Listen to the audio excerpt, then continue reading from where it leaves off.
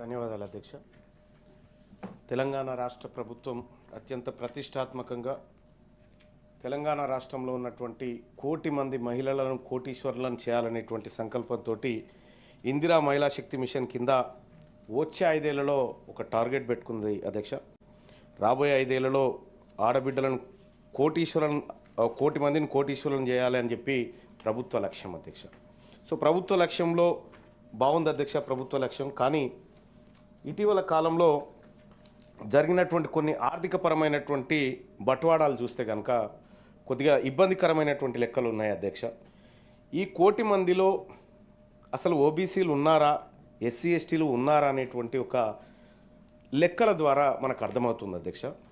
ఇక్కడ సరే కేంద్ర ప్రభుత్వమైనా రాష్ట్ర ప్రభుత్వమైనా ముద్రా లోన్స్ విషయంలో జరిగినటువంటి డిస్ట్రిబ్యూషన్ అధ్యక్ష 2024-25 ఆర్థిక సంవత్సరానికి అధ్యక్ష ఇక్కడ ముద్రా లోను 3 రకాలుగా ఇస్తూ ఉన్నారు అధ్యక్ష.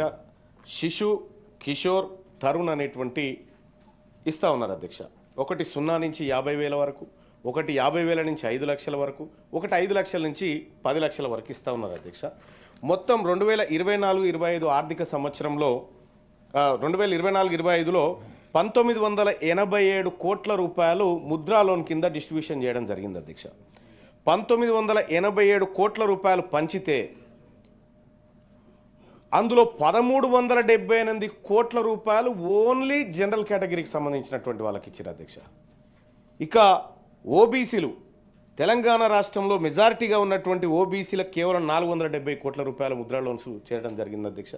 అలాగే ఎస్సీలకు కేవలం 87 కోట్లు మాత్రమే దక్కింది. ఎస్టీలకైతే 53 కోట్లే దక్కింది అధ్యక్ష. ఈ ముద్రా లోన్ల విషయంలో బీసీ మహిళలకు ఇంకా కొంత స్వావలంబన చేకూర్చాలే, వాళ్లకు సరైనటువంటి మరి బ్యాంకర్లు నమ్మట్లేదా ఓబీసీలని, ఎస్సీ ఎస్టీలను అర్థం కావట్లేదు అధ్యక్ష.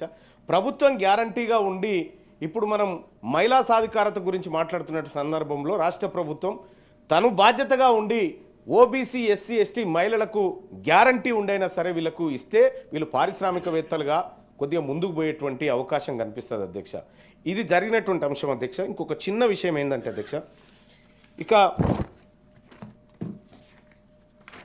2018 నుంచి 2023 మధ్య అధ్యక్ష 2018 నుంచి 2023 మధ్యలో 604 మంది హైకోర్టు జడ్జీల నియామకం జరిగింది అధ్యక్ష.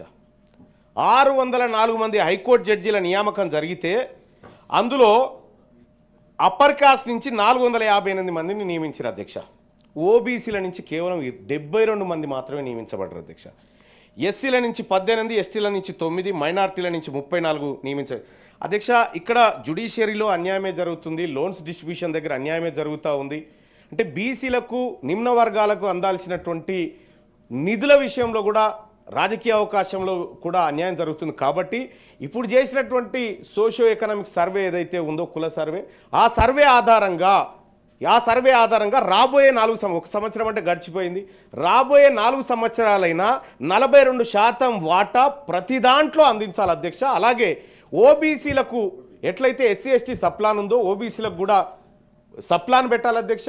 పోయినసారి 9,000 కోట్లు కేటాయించారు అధ్యక్ష. అందులో ఖర్చు పెట్టక మిగిలినటువంటి నిధులు ఉంటే వాటిని ఈసారి క్యారీ ఫార్వర్డ్ చేసి కొత్తగా 20,000 కోట్లతో పాటు ఇవి కూడా యాడ్ చేసి ఓబీసీల సంక్షేమాన్ని రాష్ట్ర ప్రభుత్వం తోడ్పడాలి వాటి కోసం అని చెప్పి తమ ద్వారా తెలియజేస్తా ఉన్న అధ్యక్ష.